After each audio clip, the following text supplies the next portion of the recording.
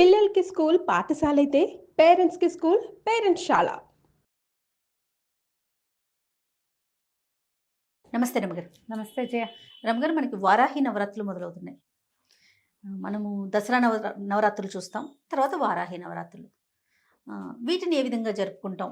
మనం ఏమైనా ప్రత్యేక నియమాలు పాటిస్తామా? అందరం జరుపుకుంటాం అసలు? ముఖ్యంగా సంవత్సరానికి 4 సార్లు 4 రకాల నవరాత్రులు వస్తాయి. 2 ప్రఖ్యాతమైనవి. ఒకటి వసంత నవరాత్రులు, రెండోది శరన్నవరాత్రులు. ఈ గుప్తంగా జరుపుకునేవి ఇవి 2. ఏవి? వారాహి నవరాత్రులు, శ్యామల నవరాత్రులు జరుపుతారు. మనం చేసుకోము సాధారణంగా.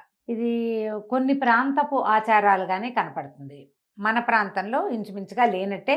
మనం సోషల్ మీడియా యాక్టివ్ అయిన తర్వాత ఒక 2-3 సంవత్సరాలుగా ఈ వారాహిని ఆశ్రయిస్తే చాలా రకాల ప్రయోజనాలు లభిస్తాయని, సమస్యలు తీరుతాయని, విపత్కర పరిస్థితుల్లో ఈమెను ఆశ్రయించిన వాళ్ళ వారాహి అమ్మవారిని ఆశ్రయిస్తే సమస్యలు తీరుతాయని చెప్పి వారాహి నవరాత్రుల్ని ప్రఖ్యాతంగా చేసాం. 2-3 ఏళ్ళుగా ఎక్కడ వచ్చాడో అసలు వారాహి అమ్మవారి ప్రతిమని మనం ఇంట్లో పెట్టుకుంటామా రమ్మగారు? పెట్టుకోం కదా. అసలు ఇలా ఉంటారని కూడా చాలా తక్కువ మందికి తెలుసు. అవును. కానీ ఈ మధ్యకాలంలో వింటున్నాం. మొన్న ఫోటో ఫ్రేమ్స్ కోసం నేను షాప్కి వెళ్తే ఎన్ని రకాలుగా కనిపించాయోనండి. అవును. అంటే వారాహి అమ్మవారి ఫోటోని వేరు వేరు కలర్ శారీస్తో, వేరు వేరు భంగిమల్లో, అంటే అంత విరివిగా ఇంట్లో కూడా పెట్టుకోబట్టే కదా అక్కడ కనిపిస్తాం. ట్రెండింగ్ లో ఉన్న జేజీ వారాహి మన వీడియోస్ లాగానే ట్రెండింగ్ లోనే ఉన్నది వారాహి అమ్మవారు. ఆమె ఎప్పుడూ ఉంది కానీ జయ, ప్రఖ్యాతంగా లేదు. ఎందుకంటే ఈమెని ఉగ్రదేవతగానే చెప్పబడుతుంది ఆమె. ఓకే. అమ్మవారి యొక్క పరివార శక్తుల్లో ప్రముఖమైన మంత్రినిగా వారాహి అమ్మవారిని చెప్తారు. ఆదివరాహమూర్తి యొక్క స్త్రీ స్వరూప శక్తి. ఆదివరాహమూర్తిని కూడా మనం సాధారణంగా అర్చనలు, పూజలు మనం ఏమి చెయ్యం. ఏ సందర్భంలోనూ వరాహస్వామి స్వరూపంలో ఉన్న విష్ణు స్వరూపాన్ని ఇంట్లో పెట్టుకోవటం కానీ, పూజ చేయటం కానీ మనకు కనిపించదు. మనకి ప్రఖ్యాతంగా వరాహస్వామి ఉన్న దేవాలయాలు ఏవి? ఒకటేమో తిరుమలలో మొదట వరాహస్వామిని దర్శించాలి. ఎందుకంటే ఆయనే వెంకటేశ్వర స్వామికి స్థలాన్ని ఇచ్చాడు కాబట్టి, అది ఆయనది, భూమి ఆయనది కాబట్టి వారిని మొదట దర్శించి అప్పుడు పెద్ద ఆయన్ని చూడాలి. వీరు ఇంకా పెద్దవారు. విష్ణుమూర్తికి మనం వెంకటేశ్వరుడి కంటే పెద్దవాడుగా వరాహమూర్తిని మనం సేవించుకుంటాం. అదొకటి. రెండో వరాహ స్వరూపం సింహాద్రి అప్పన్న. ఆయన వరాహ నారసింహుడుగా వేర్వేరు స్వరూపాలలో ఉండే నరసింహమూర్తిగా ఆయన కనపడతాడు. వరాహము నరసింహము కలిసి ఉన్న స్వరూపంగా. ఈ 2 తప్ప మనకి ప్రఖ్యాతంగా ఎక్కడా వరాహ స్వరూపంలో స్వామివారు ఉన్నవి లేవు, తక్కువ. తర్వాత కాలంలో వెలిసే 2-3 చోట్ల ప్రఖ్యాతంగా దేవాలయాలు కనపడతాయి. ఒకటి మనకి విజయవాడలో ఉన్నటువంటి విజయకీలాద్రి కొండ మీద ఉన్న దేవాలయాల్లో భూవరాహ స్వామికి ఒక ఆలయం ఉన్నది. కర్ణాటకలో ఉన్నటువంటి కళ్ళహల్లి అనే ప్రాంతంలో భూవరాహ స్వామిది ప్రఖ్యాతమైన, ఆ ప్రాంతంలో బాగా వెళ్తారు.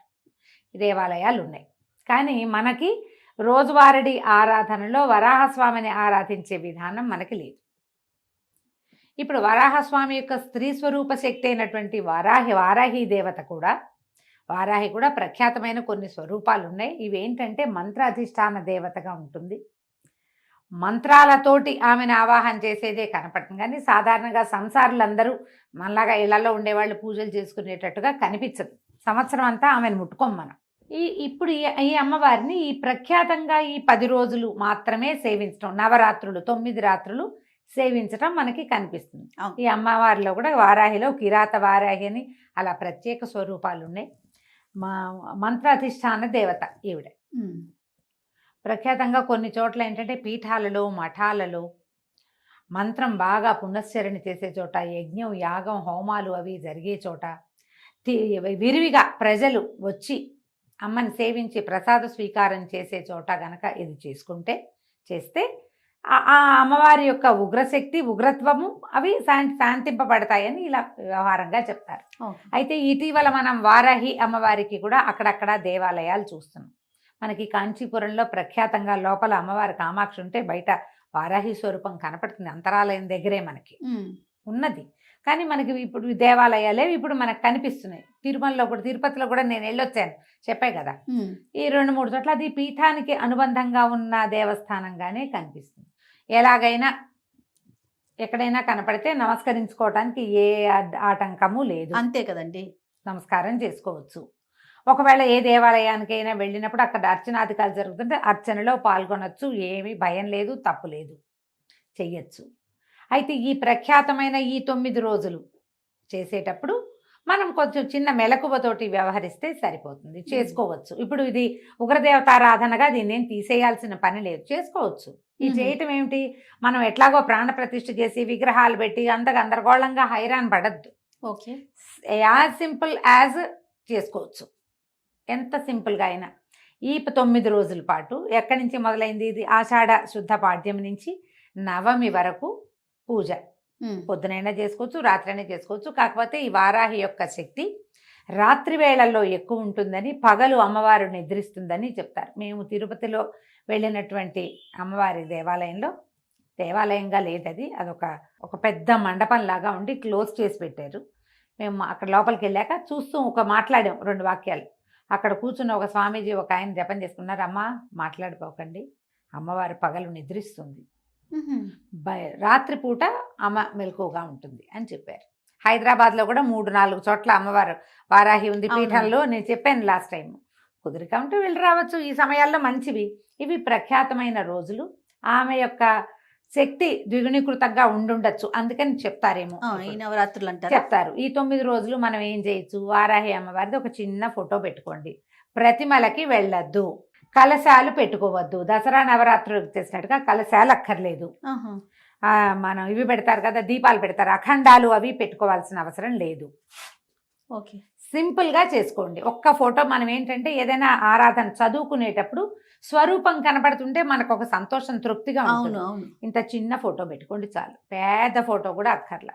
ఏవైనా 4 ఎర్రని పువ్వులతోటి అర్చన చేసుకోండి. వారాహివి 12 నామావళి ఉంది, అష్టోత్తరం దొరుకుతుంది, 2-3 రకాల స్తోత్రాలు ఉన్నాయి. ఏదైనా ఒక స్తోత్రంతో ఆ స్తోత్రం చదువుకుని ఆ పువ్వులు సమర్పించి ఏదైనా నివేదన పెట్టుకోండి చాలు. ఇప్పుడు మీరు ప్రాణప్రతిష్ఠ చేస్తాము, ఉద్వాసన ఎప్పుడు చెప్పాలి, ఇలాంటి వ్యవహారాల్లోకి దిగదు. ఎందుకంటే ఇది ప్రఖ్యాతంగా చేసేది కాదు, మామూలుగా రోజువారీ మనం చేసుకునేది కాదు. కాబట్టి ఇవి ప్రత్యేకమైన రోజులు, ఆమెకి సంబంధించిన రోజులుగా చెప్పబడుతున్నాయి. కాబట్టి పెద్దవాళ్ళంతా చెప్తున్నారు. కాబట్టి ఈ 10 రోజులు మనం ఏదైనా చదువుకోవచ్చు, చెప్పుకోవచ్చు. రోజువారీ నివేదనకి అమ్మవారికి పానకము, పెసరపప్పు నివేదన చేయొచ్చు, వడపప్పు, పానకము. మీరు చేయగలిగితే పాయసాన నివేదన చేయొచ్చు. 9 రోజులు ఏదైనా ఒక అన్న నివేదన చేయొచ్చు, ఫలాలు అవి పెట్టచ్చు. పానకము, వడపప్పు మాత్రం మస్ట్ అండ్ షుడ్గా పెట్టాలి. ఎందుకంటే అమ్మవారు కొంచెం ఎక్కువ అంటే పవర్ఫుల్ దేవత. మనం ఈ నామాలు అవి చదివేటప్పుడు ఆ ఉగ్రత హెచ్చుతుందని ఆమెను చల్లబరచడానికి ఇవి పెట్టమంటారు. పూలగన్ లాంటివి నివేదన పెట్టుకోవచ్చు.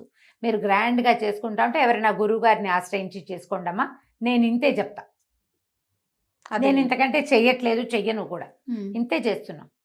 ఇవి మంచి రోజులు కాబట్టి రోజువారీ చదువుకోవచ్చు. 12 నామావళి చాలా చిన్నది, 12 నామాలు. ఓకే, చక్కగా చదువుకోవచ్చు. ఆ 12 నామాలనే 9 సార్లు లెక్కెట్టి చదువుకోండి, అయిపోయింది.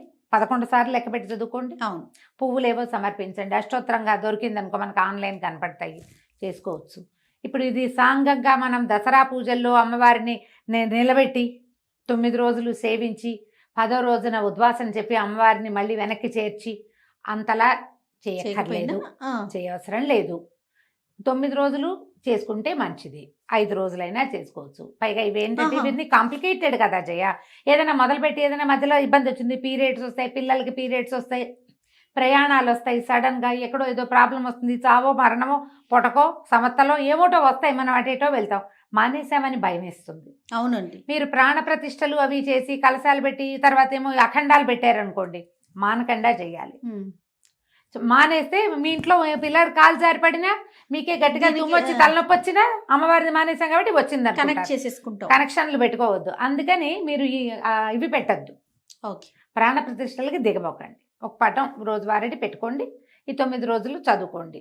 ఓకే, 10వ రోజు అయిన తర్వాత 10వ రోజు నాడు ఆ పటం తీసి చక్కగా తుడిచి పైన పెట్టేసుకోండి. పటం తీసి పైన పెట్టాలంటే మహారాజుగా పెట్టుకోవచ్చు. మీకు ఉంచుకునే ఉద్దేశం ఉంటే ఉంచుకోవచ్చు, కానీ లేకపోతే తీసి పైన పెట్టచ్చు, ఆవిడ ఏమందు. మళ్ళీ వచ్చే సంవత్సరం అదే పటం పెట్టుకుంటాము, అంతే, సరిపోతుంది కదా. కాస్త నివేదన కొంచెం చెయ్యండి తప్పకుండా, ఊరికే చదివి వదిలేయపోకండి.